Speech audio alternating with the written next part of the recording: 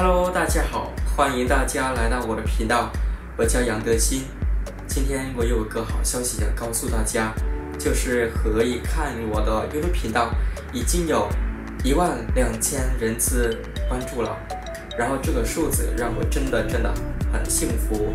感谢大家一直陪伴我，一直鼓励，给了我很多动力，让我更加努力制作更好的视频。然后不啰嗦了吧，大家都知道我学汉语大概5年多了，然后到了现在，每天我还是要学很多生词的。因为现在看电影或者跟中国人聊天的时候，看抖音的时候，刷抖音时，如果遇到一个生词的话，我都会记下来。那我怎么记得呢？第一，我就会截图的，然后有空的时候，我把所有的生词都记下来。以前我就是用我的笔记本，然后我记下来在一个笔记本中。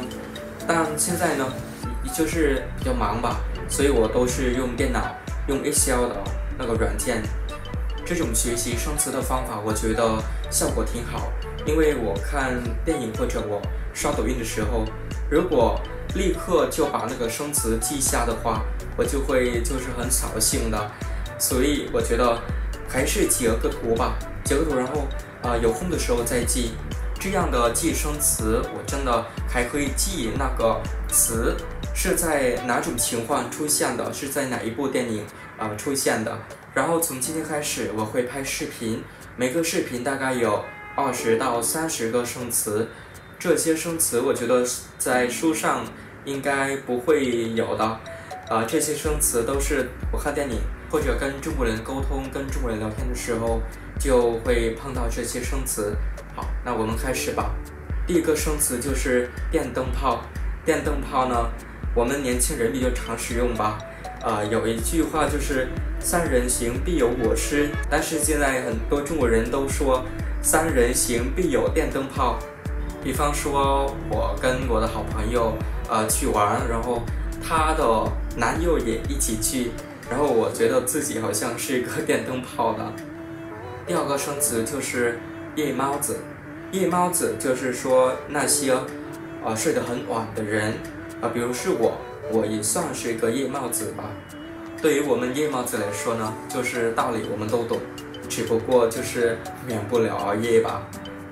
还有科学证明夜猫子都死得比较早，所以大家要注意身体一点早睡一点。这也应该就是我要自己提醒自己吧。流星比较罕见的，所以我觉得应该很少人能看见流星。大家应该都知道 TFBOYS 吧，然后王源有一首歌名字叫流星也为你落下来了。听起来好浪漫。很多人说如果看到流星的时候许个愿，那个愿望能实现的。接下来我们一起学一种动物。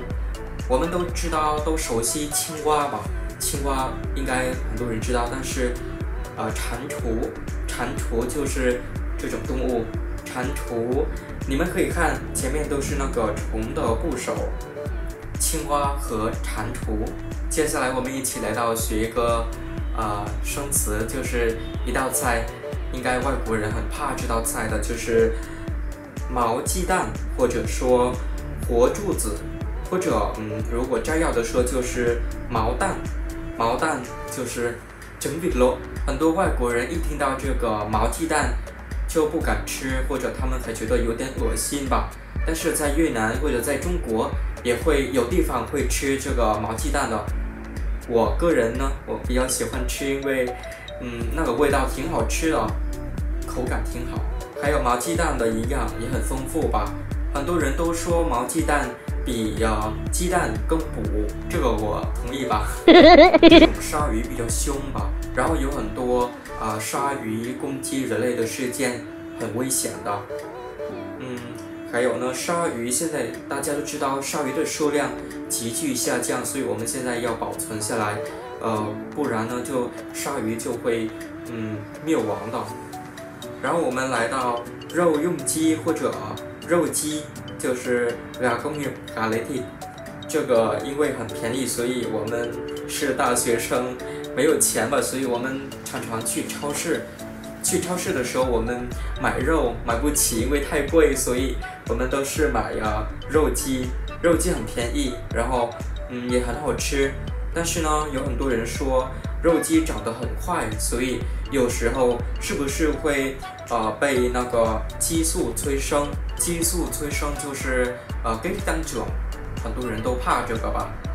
捉迷藏或者说躲迷藏，这就是越南还有中国的一种传统民间游戏。大家小时候有没有常玩这个游戏？就是捉迷藏呢？可以在评论区留言哦。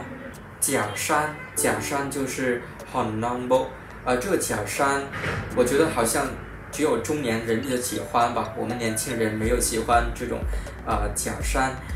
这种假山呢，现在很多人不用花钱去买的，都是在家可以自己做的。因为假山盆景，我个人认为应该比较贵吧，就是看那么多细节，有山有水，还有树木，还有的有鱼的嘛，养鱼的也可以，有水很好看的。高脚屋或者栏杆屋，这种高脚屋大部分都是在一些高的山区，比如是在西园有吗？应该有吧，在西园，还有在亮山，在合江省那边会比较常见的这种高脚屋。高脚屋呢，就是越南少数民族的一种文化，对这个一种特征。大家知道这种高脚屋的功能是什么吗？我可以看一下。第一就是不会被雨水淹没，有的时候下大雨吧，下大雨就是水会有很多，有的时候会被淹没。如果在高山区的话，就是很危险，大家要建的那种高脚屋，就是避免被雨水淹没。同时呢，我们也可以在下面利用这个屋底的空间来干嘛呢？就是饲养家畜，就是比如鸡呀、鸭、牛啊，还有羊啊什么的，对吧？还有一个很重要的一点就是可以防野兽。防野兽的就是以前我们很危险，有老虎啊，有熊，对吧？然后在胡志明陵我去过的这种高脚屋，就是以前胡伯伯已经在那个高脚屋工作的，都是挺凉快的。我看这个高脚屋的建筑呢，很凉快，夏天可以打开窗户，然后吹吹风。祭坛就是越南人，我觉得应该每个人都会有的。祭坛就是一种祭祀神灵或者祭祀祖先，或者说祭祖大家祭祖了，他拱斗店，对吧？提到甘蔗，我们一定会想到就是甘蔗汁，对吧？甘蔗汁在闷热的夏天可以喝一杯甘蔗汁，真的好爽，太爽了。然后甘蔗也含有大量的维生素，好像是维生素 C 吗？我也不知道。我还听说冬天的时候吃甘蔗会提高免疫力，就是甜的味道，那个甜的味道可以让我们就是补充能量。继续就是杨桃，杨桃是一种水果，我个人不太喜欢杨桃，为什么？因为以前我家种的很多杨桃，然后每年会结的果非常多，我们家都吃腻了。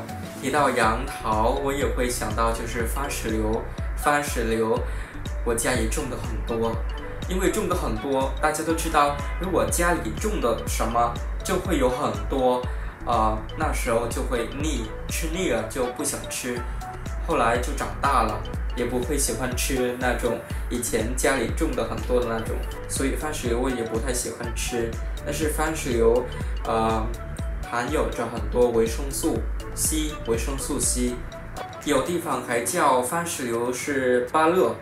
如果提到番石榴，大家会想起另一种水果吧，就是石榴。大家知道石榴是什么？就是quả lựu，对，石榴。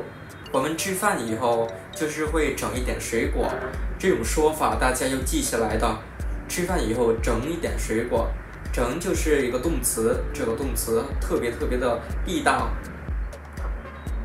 健康状况表，或者说前提表。这个前提表，我们去申请留学生奖学金的时候，或者去面试的时候，都是会带一份健康状况表的，就是可以证明我们的健康是没有病。最后我们学一个成语吧，4字的成语，惊心动魄。惊心动魄，越南人也会有使用这个成语，比如我们说看得惊心动魄，就是让人很惊慌的，让人很惊讶的那种。这个成语在汉语视频考试第6级应该有吧。今天我已经给大家分享一些生词，我个人觉得就是日常生活中我们应该会用这些生词的，大家有空的时候应该记下来的。最后，如果大家觉得这个视频有意思的话，想我制作更多的像这样的视频，可以留言，还有点个关注，点个赞，分享的那更好。好的，谢谢大家。